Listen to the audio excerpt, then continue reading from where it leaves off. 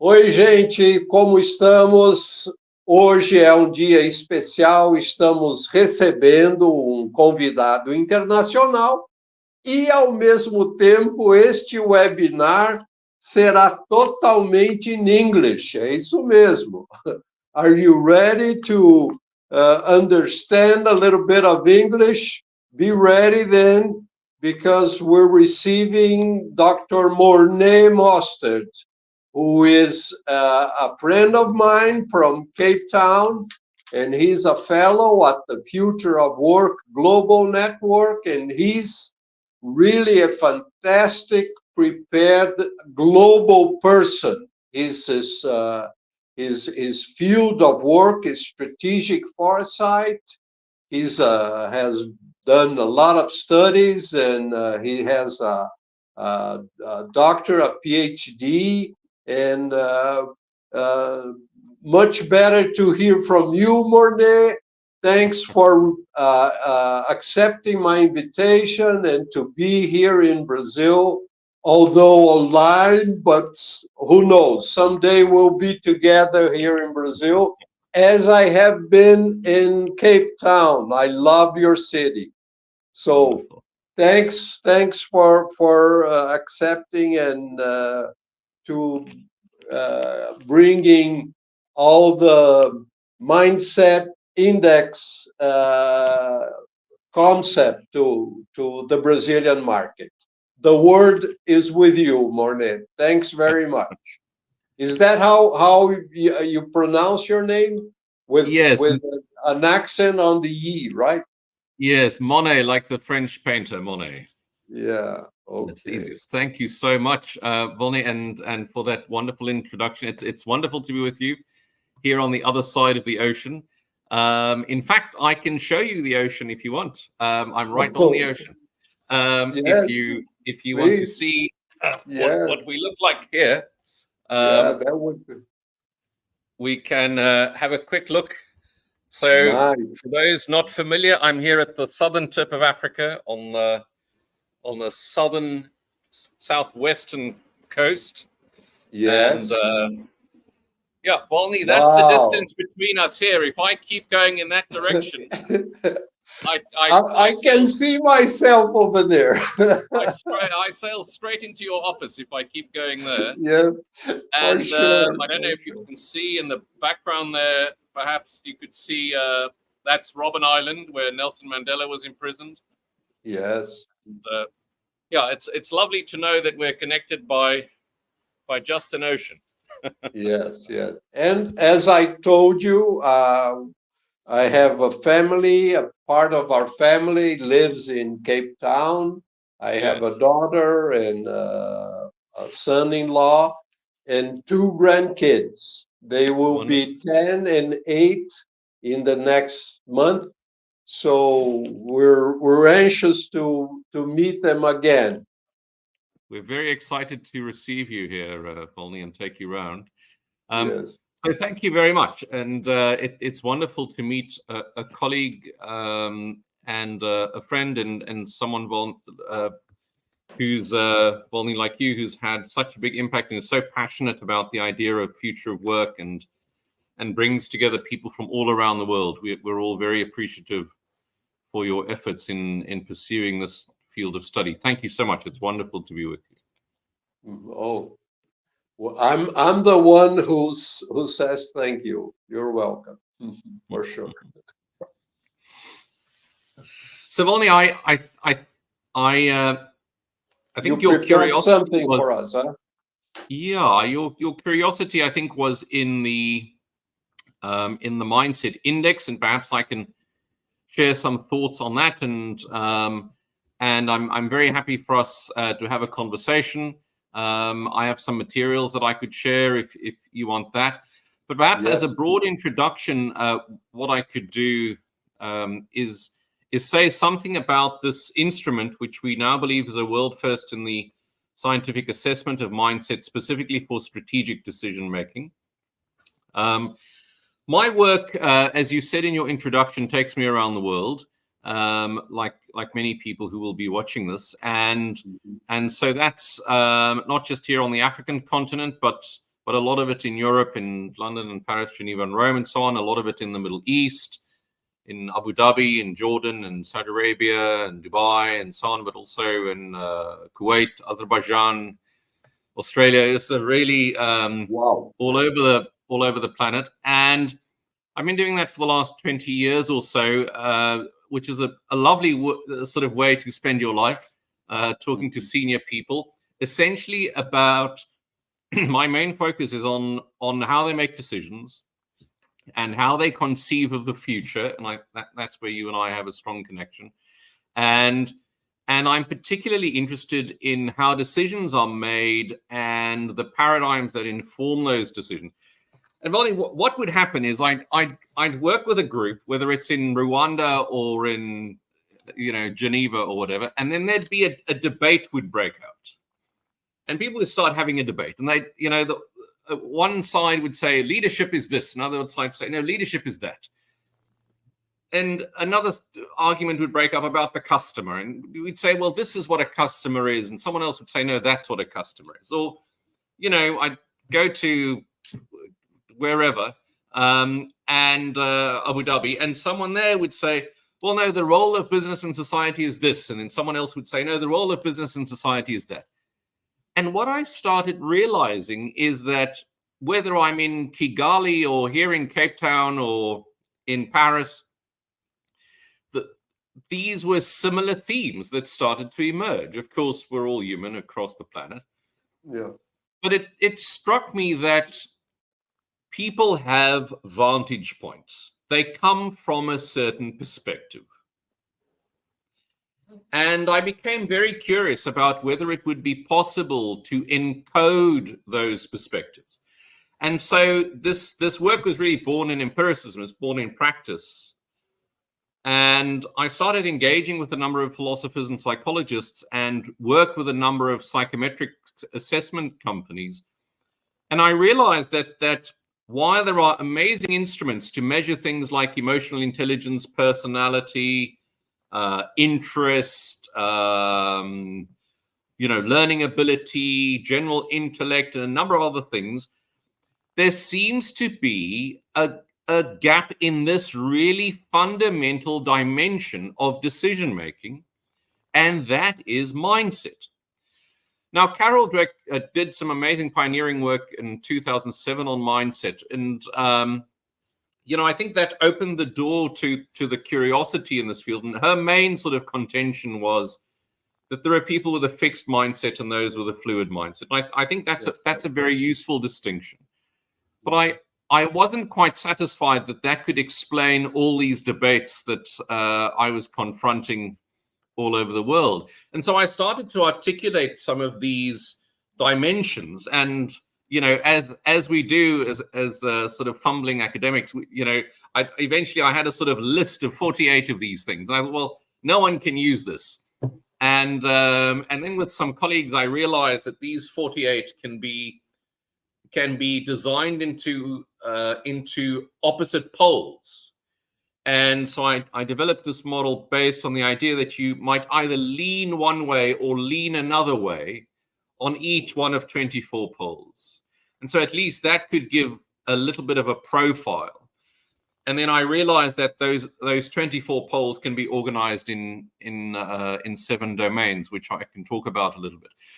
But so I really just want to make the point that the index, which is now a formal instrument that leaders complete and click a button and answer what we call ipsative forced choice questions, that can now produce for a leader and an executive team a mindset profile. And why that is so important for me is that just imagine all these groups I've been working with and that you work with and other learned colleagues do. Imagine it's now time for the strategy session. And now we go into that strategy session, and in a way, we're pretending it's a rational exercise, right? We pretend it'll be based on market conditions and relative profitability in segments with the fastest growth and the highest returns and so on. But the curious question is, what has become of all these debates that we had yesterday? Shall we pretend they no longer feature in the minds of the decision makers. Of course they do. And so the idea was, how do you encode those mindsets and then use that as input into how strategic decisions are made? And so when things are not going wrong, for example, the mindset index can give some insights into the predominant mindsets present in an executive team or even a larger organization. And it can help those organizations to think not just in terms of EQ or personality or intelligence, but the fundamental set of views that govern the way they think about how the world works. And it's a non-judgmental instrument. But the big question is your mindset appropriate for your strategy? And so this has now become a formal instrument which people are using, and there seems to be an enormous amount of curiosity about it in various parts of the world, and we're very excited about what it could contribute. Perhaps I could pause there, Volny, just as a sort of general introduction. Yes.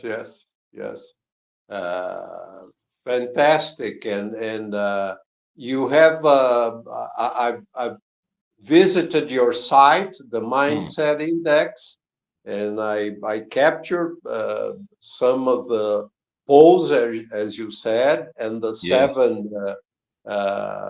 seven main characters: people, agency, and so on. So that's right.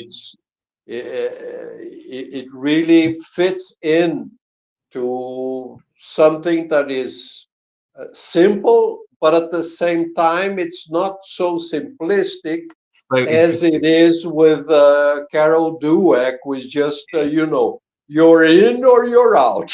Yeah. You are open or you're closed. You are growing or you're not growing. So you're optimistic or you're not optimistic. Yes.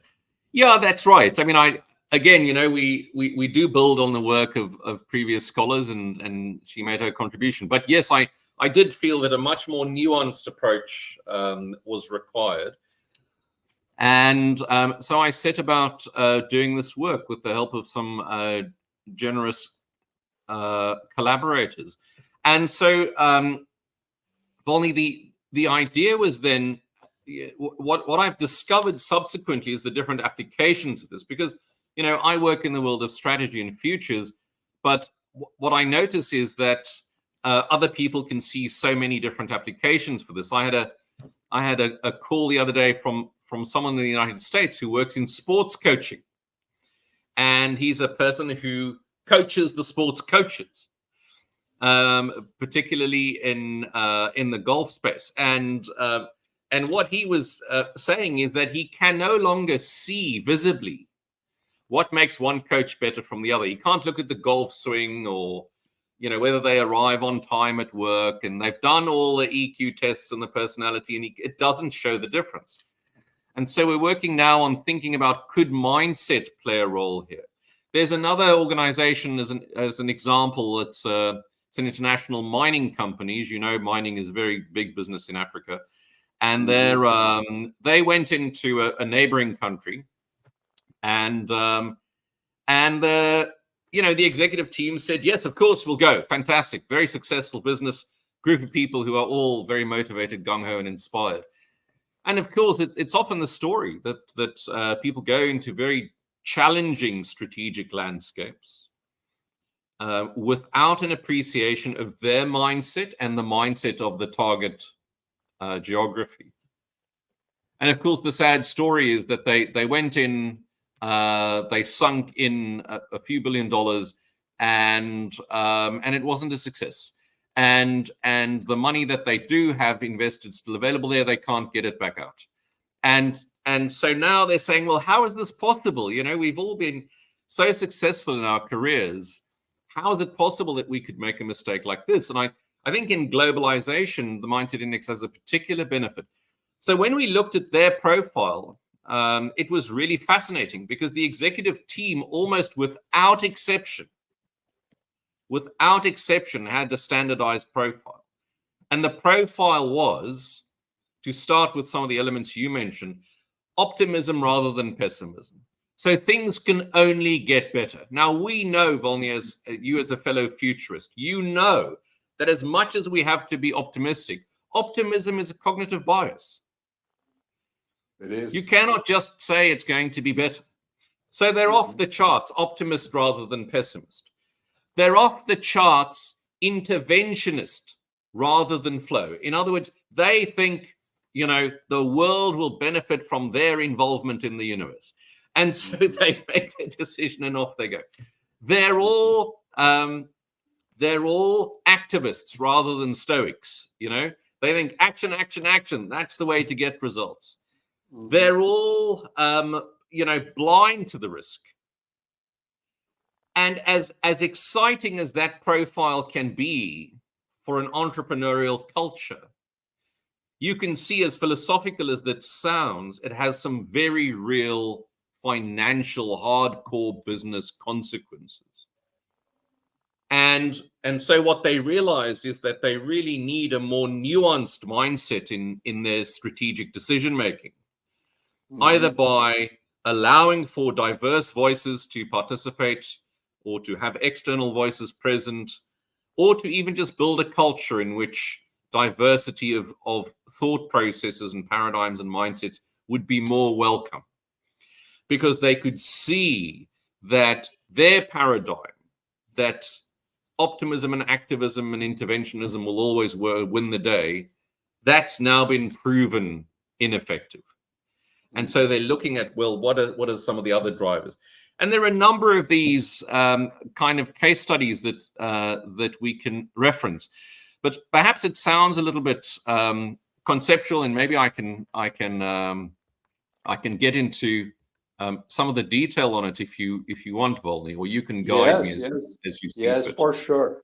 One question that I think it's something that, as you illustrated on the mining company going into another country, is that Brazilians, sometimes they feel undervalued, and people will put the blame on culture. Oh, that's the Brazilian culture. You guys like football. You guys like samba. You're always happy. You're always fun. You know, and this is serious business. We gotta do the work. We gotta work hard, and there are clashes. But as you're saying, sometimes it's not adapting yourself to someone else's culture. The real question is, as you are pointing, a mindset where you really adapt, not as I'm understanding till now, because it's everything very new to me. As you decide, taking into account your mindset and how this will operate on the daily basis. It's such a great observation. I'll give you another example, and then I can get into some of the details of the mindset. We worked with one client where, so one of the poles on the mindset is voluntarism and determinism. So voluntarism, the idea that choice is what the world is about. People who are voluntarists believe that you make choices, and your choices determine the results in your strategy and in your life and in your success. Voluntarist. People can make choices, they do make choices, and they should make choices. On the other side of the scale, and this is very relevant for both Brazil and Africa, on the other side of the scale, determinists. They believe you are essentially the product of your environment. You are simply the result of your conditioning. This is one of the biggest fistfights that we see all around the world. Some people believe you make your choices, you get the results, that's it. Other people say it's not that simple. You're conditioned by your environment. That's why people behave the way they do. Now, of course, people always say, yeah, it depends. But as you know, Volney, yes, it does depend, but we have a default. You have a go-to view. So what we find, for example, when we test senior people, successful people, guess where they lean towards? Voluntarism. They will say, I am here in front of you, a fantastic success with expensive cars and a product and a share portfolio and multiple properties all around the world because I've had to make difficult choices. And you too must learn to make difficult choices. Mm-hmm. Now, sometimes we look at people a bit further down the hierarchy. They feel themselves constrained by the environment. And they say, wait a second, it's not that easy. I was born into a very poor family. My parents were barely literate. I didn't have the money to go to university. I worked my way through. It's been tough. There's discrimination because of my accent or my skin color or my height or my body shape or my gender or my sexuality or whatever it is. You know, I haven't been given many opportunities. So we see this, for example, in Africa, there's still very much, for example, a colonialist debate. And so we see a great deal of that kind of dialogue, that there's among some people, that paradigm that we are really not the deciders of our own future, and that's because conditions have been set for us. Now, where do you lean? Now, imagine, Volney, you're a senior executive in Europe, Western Europe, and your company is expanding operations now into, let's say, Africa. Your mindset, the mindset of your executive team, is voluntarist. People make choices. They choose. They decide. That's it. It's very simple. Mm-hmm. And you arrive here and you do what they often do, which is you launch your company at the local convention center with doves and T-shirts and sandwiches and balloons and half-naked acrobats. Okay. And now the product just doesn't run. Because there might be an oversupply of choices in the product portfolio. There might be an insensitive design of the price points. There might be language that some people might be offended by. There might be cultural appropriation as observed by the local people. And these are not cultural dimensions. I'm so glad you pointed that out. These are mindset dimensions in the way that we see them. Culture is really just, I would argue, the observable patterns of behavior. The logic, Volney, perhaps I can pause on that for a moment. So yeah, those are examples, by the way, we see all the time. First world countries coming into third world countries with a completely different mindset, and then you have this clash. And it's not cultural, and here's the logic for that. The logic is something like this. At the moment, your organization gets a certain set of results. Okay, where does that come from? Well, we can say 1,000 different things, but at least one of those key drivers is the behavior that you exhibit. You behave in a certain way, you get a certain result. You behave in a different way, you get a different result. Okay, fair enough. So that's a behaviorist view. Now you might say, okay, what makes you behave in that way? Of course, again, a list of 1,000 things, including culture and incentives and so on.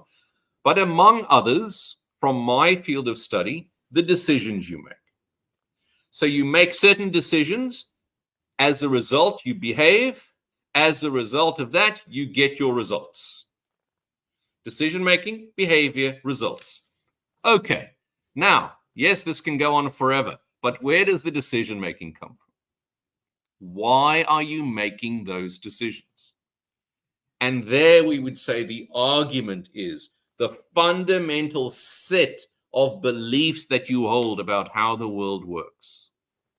So the logic is, if you want to change your results, you can work on the behavior side, the results, the culture side. You can, and we've all been in those projects. Someone launches a a climate survey, right, Volney? You've been in 100 of these. They launch a climate survey, and they get the 5 top results. Surprise, surprise. The environment is too stressful. The work demands are too significant. Communication is unclear. There needs to be more transparency. We want a more fun environment. We want greater recognition and reward. And we suspect there might be a bit of nepotism. I mean, I've never worked in a company that didn't have those 7 as the result of their climate survey.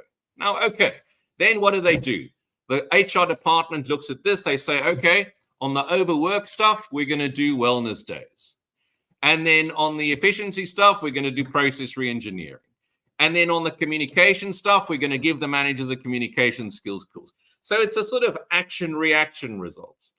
And then there's a little bit of movement, and then 4 months later, the thing dies again. Next year, we do the climate survey, you get the same results. Okay. So that's a behavioral response to the problem. So what we would say is people will default always to their foundational mindset. Yeah. They will, because it's like the operating system of the mind. Yeah. Yeah. So you might be prodded a little bit for a few months, and you'll change a bit of behavior, but fundamentally you're going to go back to what do you believe about how the world works. So if you can gain some insight, and you summarized it well, if you can gain some insight into your own mindset, and then the mindset of this stakeholder you're trying to influence, whether that's a customer or an investor, or a talented staff member, or a policymaker, or a new culture, or whatever it is. And you can look at the compatibility between your mindset and their mindset.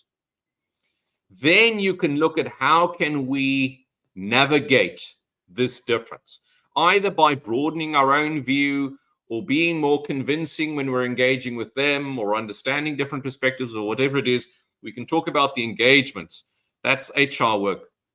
But the principle is, if you can gain insight into the personal mindset, insight into the mindset of the other, you can then at least begin to explore the compatibility. Mm-hmm. I see. And does a person do someone have the ability to change his own mindset? Yes. Or the first step is to understand your own mindset with the markers that you have presented, and then can I turn a stronger or lower intensity on some of the characteristics? How does it work? Yeah, that's such a great question. I love your analogy. I can see your hand going like this, because that's exactly the way that we try and explain it to people. We say that you're not in one block or the other. So of course people are complex. We understand that people are not little machines, and we know that there's variation, and we know there's a bit of play. But it is a bit like the volume knob on the old stereos. I don't know if the Gen Zs will know what we're talking about here, they might think of the volume as something like this. But there's old in knobs. Some cars or in some domestic appliances, you still have that round button. Exactly, and it's not on or off. It's volume. So it's as far this way or this way as you can be. Now, let's a quick step back in answer to your question. Is mindset permanent? And the short answer to that is no. Now, so there is the idea of mindset elasticity. Absolutely correct. And we can talk about what shapes mindset in the first place. And of course, from a psychological perspective, and we consulted many psychologists on this, it's something they occasionally refer to as your schema, which is just a way of saying it's the combination of all your experiences. Every person you've ever met, every book you've ever read, every conversation you've ever had, who your mentors were, who your parents were, where you grew up, what school you went to, what you studied, or you put all of that into that schema, and that gives you the filter on the world. Now, that's not easy to change. That's not easy to change, but exposure is a very powerful mechanism for shifting mindset. So, for example, that's one of the reasons why some people just love to travel, right? You get into a new environment, and that exposure creates a bit of disruption for you, right? But it's a delightful disruption if you're a curious person and an intelligent person. There's joy in that, right? That you suddenly don't know which way to the restaurant or which way to the parking garage or where the laundromat is. There's a joy almost in getting lost. And in doing that, your mindset is kind of loosened and reconstructed. And I certainly noticed that in my own travels, as I say, whether it's in Nigeria or in Kuwait, that, such extremely different worlds with very, very different worldviews, perspectives, mindsets. But there's such a delight in those immersive experiences and being with people who think so differently from the way that I do. And so yes, mindset can be changed, and it can definitely be moved. You can definitely adjust the volume. And maybe I can also try and answer it like this, just to reflect a little bit on what we mean by mindset. Perhaps that's useful. So a few ways in which we can think about mindset. Are you okay that we're having a conversation? I haven't shown any slides. That's fantastic. I'm Okay. fine, and I think we will learn a lot just as you pour in all the concepts and all. That's fantastic. I'm enjoying it much. Very good. Thank you. So am I.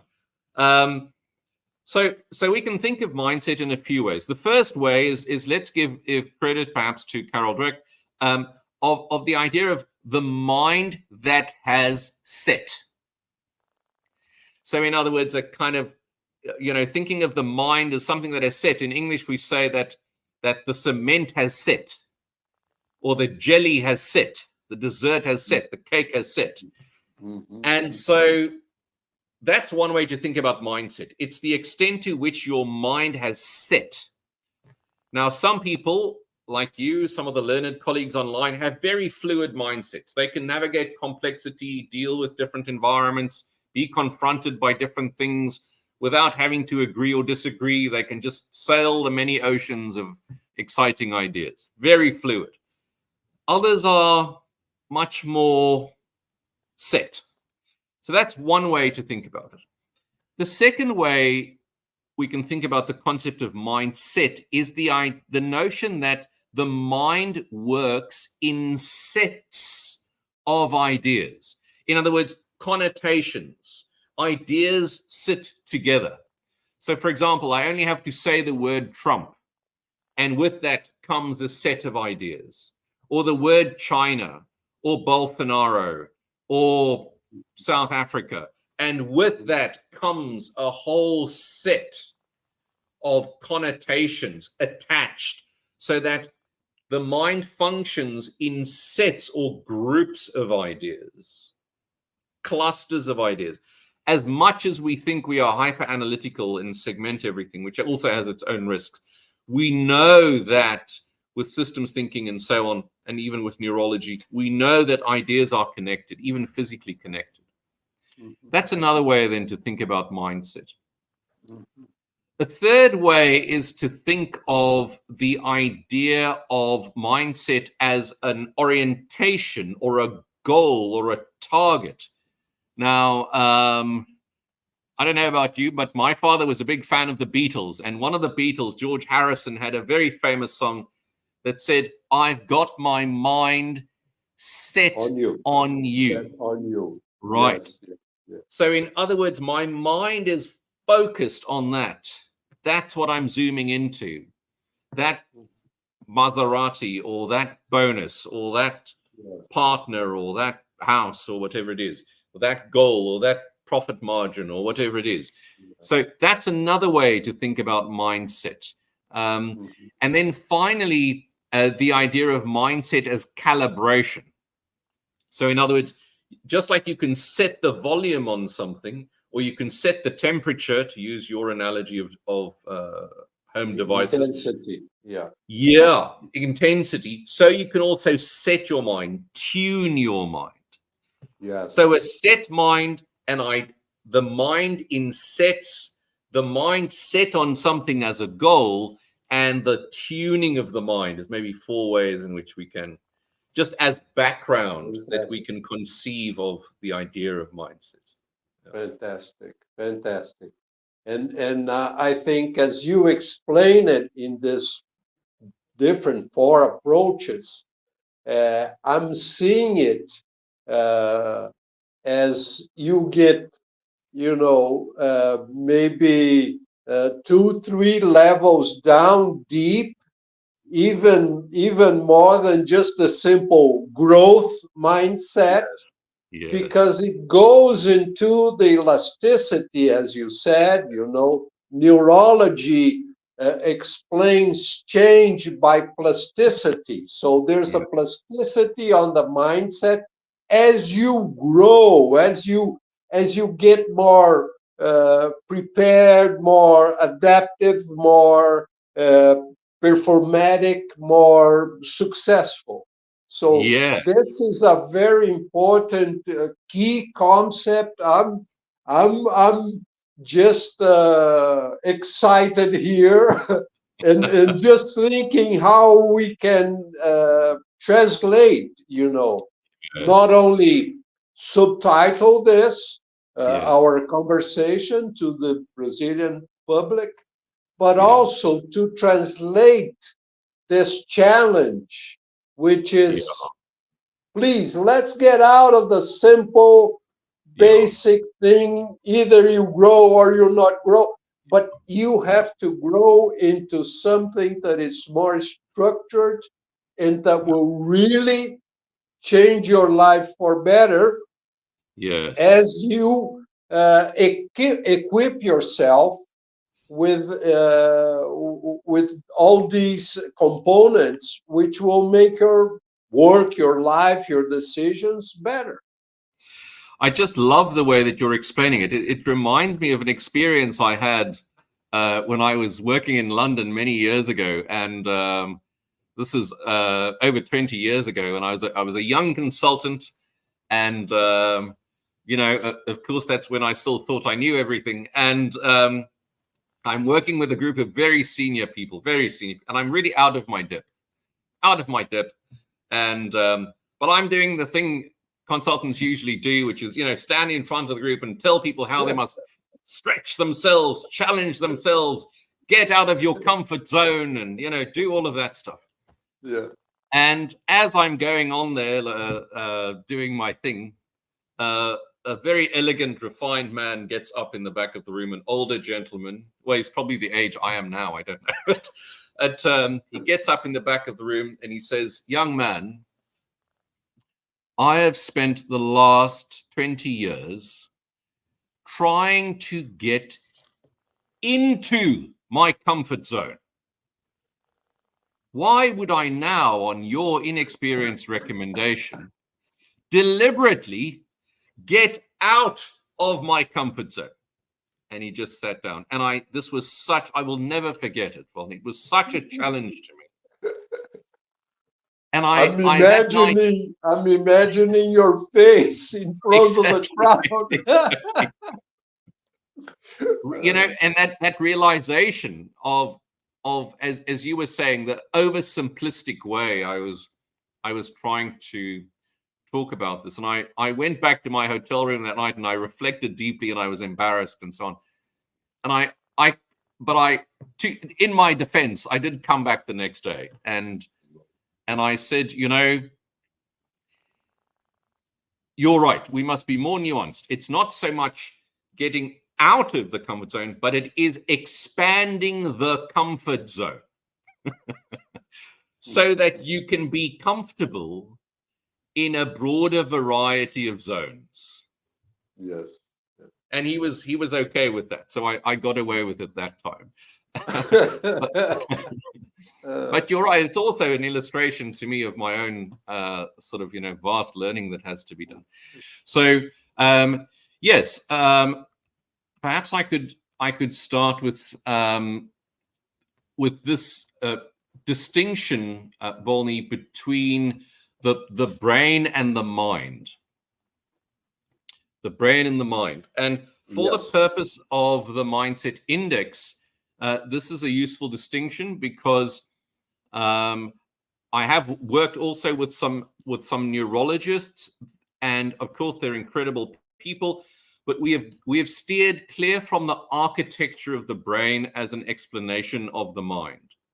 So what we've done instead is to say that the mind is an emerging property of the brain. So a kind of complexity theory definition. The mind is an emerging property of the brain, and its qualities emerge when the different mental faculties, including different thoughts, when they intersect and combine. Then you see the mind. So the mind is not the brain. That's perhaps a useful, important point to make. Then moving on to the next slide, we're asking this question about, is there an ideal mindset for our strategy? Is that possible? And can we try to identify what that is? Now, the overall positioning of this, Volney, as a subtitle, we've said that the mindset index offers mind intelligence in a world of flux. Mind intelligence in a world of flux. If you look around the world today, Volney, you look at Israel and Palestine. You look at, Biden and Trump. You look at Putin and Zelensky. Lula and Bolsonaro. Lola and Bolsonaro as a great example. Mandela and Zuma here in my own country.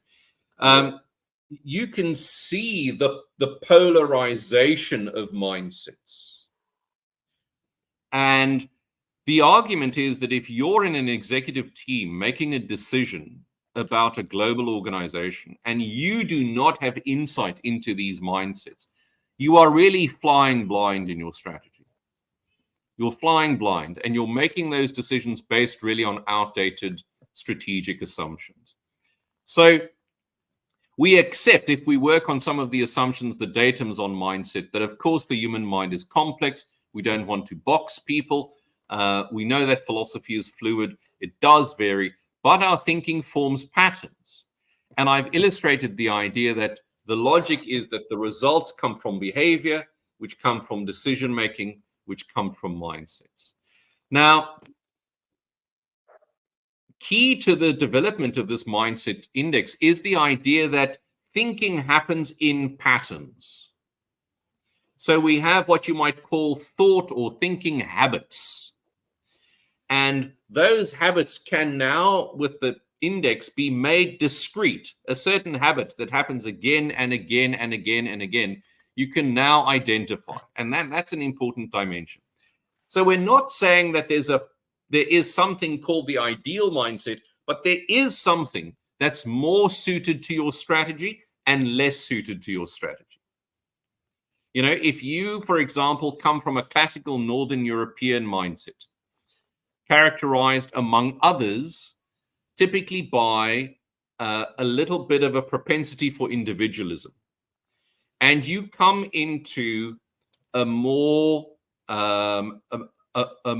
ancient civilization, like some parts of Africa, there the mindset is characterized a little bit more by communalism. In other words, it's not winner takes all and the guy with the fancy suit, gets the biggest car. And that's not the model. The model is something like what we call here in South Africa and in other parts of Africa, Ubuntu. In other words, I am defining myself because of or based upon the community of which I am a part. I am not just defining myself based on my own amazing qualities. So these are two very, very different mindsets, right? Mm-hmm. And so this is just an example of how your mindset is not necessarily wrong. What's the point of the value judgment? But it may be incompatible with the stakeholder that you're trying to influence. That's all we're saying. So we're not trying to judge your mindset. We're just asking, is it compatible and complementary with the target that you're trying to reach? That's all.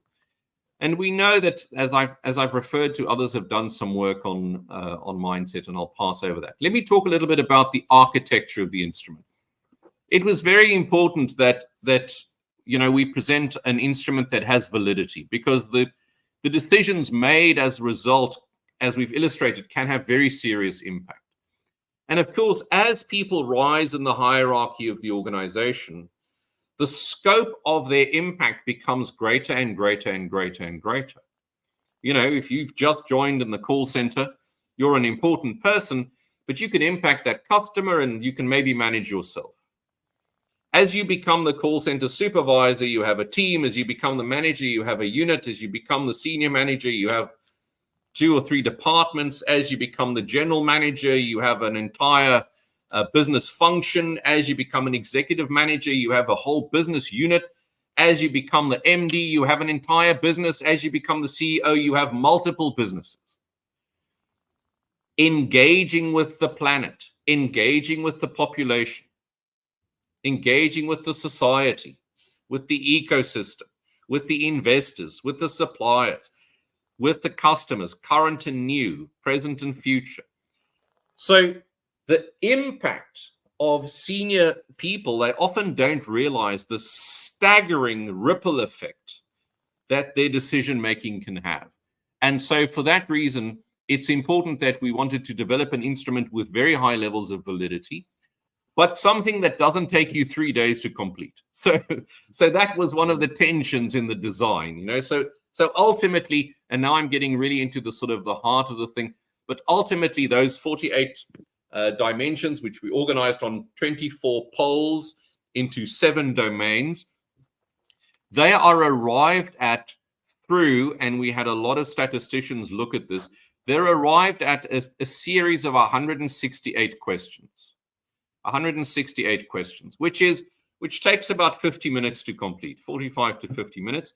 And the questions are all formulated as philosophical perspectives.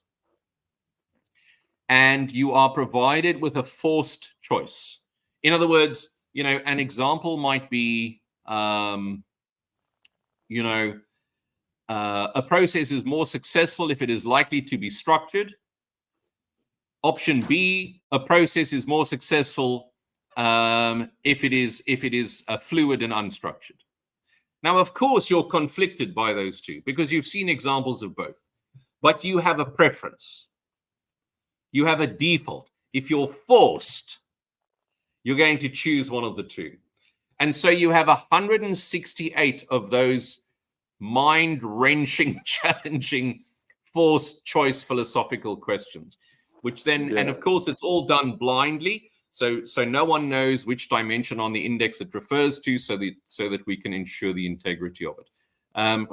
And so just moving on to the next slide, Volney, we've said it's not EQ, it's not IQ, it's not personality, it's not competence, it's not even values. There is a fantastic instrument called the World Values Survey, and it does some great work in looking at different values in different parts of the world. There's other work by Huntington. There's work by Hofstede on cultural differences. There's a whole host of work here, but nothing that we could find that specifically looks at mindset. And so the 7 areas, the 7 domains then that we've identified that organizes these 48 dimensions on these 24 poles are the following, Volney. The first one there is people. And so this is not a sort of psychometric test where, do you like people or don't you like people? That you can go and do that assessment. This asks about your fundamental thinking about engaging with others? What is your philosophy about the role that people play in decision making? For example, do you want to do it on your own? Do you want to do it with others? And so on and so on. The next is about agency. This is about your belief about your own role in the system. Now, for some people who lack a bit of empowerment, we often encourage agency. On the other hand, you know, in my humble view, when Trump issues another executive order, that's too much agency. So you can see how non-judgmental it is. It's really based on the context. Is the mindset appropriate for the context? So people in agency. The third dimension is knowledge processing. Knowledge processing. So this is, knowledge managers would know a lot about this kind of world. It's essentially about your fundamental assumptions about how to get knowledge, how to keep it, how to share it, how to interpret it. It includes, so academics watching this would recognize this as the epistemological domain. What do you accept is valid knowledge, for example? If Trump says, I don't believe in climate change, and Bolsonaro agrees, is that valid knowledge? Is that what we accept as knowledge? Or do we think as knowledge being created in other ways? Number 4 is enactment. Of course, we all live in the real world, but this is how you think things are best done in practice. Because it was when we were doing the consultation work of this, people were saying, gosh, philosophy and mindset, you know, it sounds so theoretical, sounds so abstract. So we wanted to make sure that there's an element of enactment, making things happen. The next one is expectations. Expectations. You know, Volney, you know, as a scholar of global social futures, that issues such as mental well-being is a tremendous challenge all around the world. All around the world.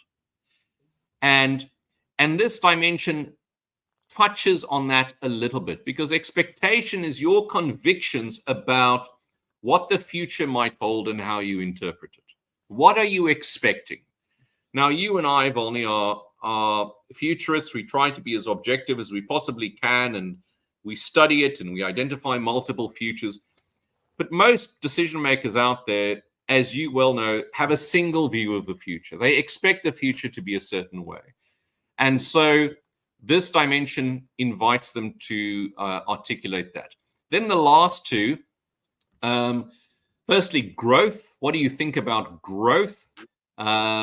Now, as you may know, I'm a member of the Club of Rome, and the club published in 1972 already a book with this title that's so absolutely terrifying for any self-respecting capitalist: Limits to Growth. Limits to Growth. And so, of course, we all want growth in its most positive sense, meaning to flourish. But we know that more is not always the best form of growth. And so it looks at growth, and then finally at reality, and your views on whether you think there is, for example, an objective reality, going right back to Plato, or whether you think that, you know, reality is constructed. So those are the 7 dimensions: people, agency, knowledge processing, enactment, expectations, growth, and reality. So let's do a silly example. You're a European company, or you're a European company, and you want to settle your business in Brazil. Okay. Now, how could this help? Well, let's have a quick look. So about people. The people of Brazil, and this is a generalization, and you'll forgive me, Volney, but they strike one as warm people. Yep. They're people. They love having people around them. People are an important part of the process. Well, that's not always the case for all Western European senior executive decision makers. You know, that in that model, there's very much the archetype of the lone inventor sitting under a bright light at 3 o'clock in the morning, getting an aha moment. Yeah. So decision-making, for example, among people will be dramatically affected. I'm running through this quickly. Let's think about agency. If you're a senior executive in Western Europe, you may have a tremendous sense of agency. But we all know there are certain segments of the population of Brazil who will have the view that they do not have choices about everything that happens to them in their lives. The government plays an important role, the legislation plays a role, the crime plays a role, the health system plays a role, the education system plays a role. The next one is knowledge processing. What do you accept as valid knowledge? You know, Western Europe, for example, in many parts, not all, but in many parts, have a deep suspicion of the views of politicians. Especially in the scientific community, of course, that's universal. But in other countries, perhaps, you know, what the politician thinks, that's acceptable knowledge. The next one is enactment. How do I make things actually work? How do I advance things? How do I drive them forward? Depends on your context. What do I expect? Is it going better or worse? How do I think growth can be enabled? And what do I think about reality? Do I accept the reality of others? Do I make my own reality? And so on. So there's just a sort of scratching of the surface on the on these kind of 7 domains. And then in each one of those domains, we then find an organization of these 24 poles. So if you look at the next slide, you will see, for example, that in the dimension of people, and I'll just do one, Volney, I won't bore the audience with all of them, but just on the dimension of people, for example, the poles are like are as follows. There's individualism or leaning to communalism. There's solipsism, the idea that I have all the knowledge I need, leaning towards, on the other side, altruism, the idea that there's wisdom in the crowd. There's meritocracy on the one side. There's benevolent autocracy, your view of leadership models of people. And then the last 2 in people have both got to do with humanism. The one is humanism versus productionism. So on the one side, I think humans are the most important. On the other side, I think what you can make is what makes you important. If you can make widgets, you're important. If you can't, you're not. And the last one on people is humanism and institutionalism. So what we find here around the world is on this side, people say the human is more important than the organization. On this side, they say the organization is more important than the human. So those are just some detailed examples of what's inside some of these domains. And so what happens in the end is that you can get a full profile at an individual basis, and we can create a composite profile of any group, such as an executive team. And what we can also do is work with your customers to create a profile of their mindset, which they can either do with the instrument, or we can do as a sort of workshop and talk to them about it. So Volney, you know, we're perhaps we're getting close to concluding, but we are, in a sense, in times of war again in the world in certain places. And when Churchill was in war, he said it like this. He said, the empires of the future are the empires of the mind. And I do think there's an opportunity for us to be more appreciative of each other's mindsets, to be more conscious of our own mindsets, and to have the willingness to navigate between them, so that when we make long-term decisions for futures that will affect thousands and millions of people, we can do so with the knowledge that mindsets are different, they can be complementary, and they can be enriched by understanding our own and the mindset of others. Fantastic, fantastic. That's a final word of hope and good expectation for our future. Fantastic. Let me ask you, the mindset index, is it valuable? Is it possible? Is it effective to just do it for a person, or it's only applicable for a group when working together? Both are possible. So you can get an insight into your own mindset. That would already give you some clarity. And just to tell you that there's a next layer of depth, as you used that language earlier. There's another layer of depth already built into the instrument. So when you receive a report, it will tell you which way do you lean on each one of these 24. And then, Volny, it will tell you at work, how is this likely to be exhibited? If you have a mindset that leans this way, what would it look like? If you have a mindset that leans that way, what would it look like? And then it tells you, if yours leans this way and it goes too far off the scale, what's the risk? Or if it leans that way and it goes too far off the scale, what's the risk? So there's some risk also built in there so that people don't simply use the instrument as a justification of their mindsets, but they can also understand that some balance is required. Fantastic. And our viewers, they can visit your site, Yes, the Mindset Index, and yes. what specific orientation would you tell them as they visit your site? Yes. So the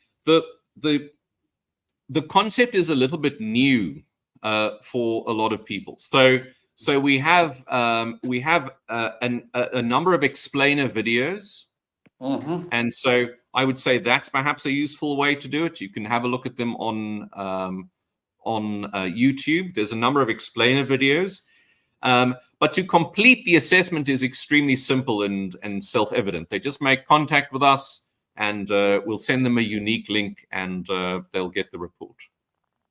Okay, that's fantastic. And of course, there's a cost in it. That is the case. You know, we have invested significantly over a number of years, and it is a high innovation product. We do think of it as a market leading innovation, and so yes, there are some of those costs that we have to recover, and I think it's particularly useful for people who are senior decision makers. Perhaps they're seeing that the decisions that are being made are not getting the results they want, and they can't really figure out why. Mindset may offer an insight there. It's also useful if you're expanding into different geographical regions to get a bit of an insight on different kinds of mindsets. In situations of conflict, I would say, so I would love for Zelensky and Putin to do the mindset index, and we can have a conversation with the two of them. That's another sort of practical application. But yes, even as an individual, or even between couples, we're talking to a company at the moment about using this on a dating website. Imagine, Volny, you're a young person, you have to decide to get married. And instead of just looking at the appearance and, you know, the wealth of the family and so on, imagine you can figure out if the mindsets are compatible. Yes. So yes, a number of applications. Yeah. Fantastic. Yeah. Okay, Morné, thanks very much for your time and what you have shared to us. It made us even more curious and wanting to know a little bit more about ourselves, because we cannot know enough to say I am completely knowledgeable about what is my personality, what is my mindset. And it's a fantastic tool as I see it, as you have explained. And it's a great contribution. We hope we can have your assessment in Portuguese so that the Brazilian market can also use it. Yeah, we will very gladly do that. That's a great idea. That's a great idea. Yeah. And Volny, thank you to you also for bringing this important work to the world. You know, we're very grateful to you for featuring these inventions and bringing it to people's intentions. these higher order ideas are really needed in the time at this time in the world. Yes. And so we're grateful to you too. Yeah, I think it's really timely that we, as you use the word compatible, and as you use the example of Zelensky and Putin, and of course we have a lot of examples of people who are in conflict, and the world has been polarized, and we have to sit down and know a little bit more about ourselves so that we can go along with other people. And I think what you are bringing with the mindset is something fantastic, and really can have a big utility and benefit humanity as a whole. Thank you. It's been a real pleasure. Thank you. Okay, Morné, thanks very much for your time, and we'll try to set one next time alive and with more interesting news on your work and on your mindset index. Thanks so much. I look forward to that. That'd be great. Okay. Thank you. Thank you. Bye, Morné. Okay. Thank you.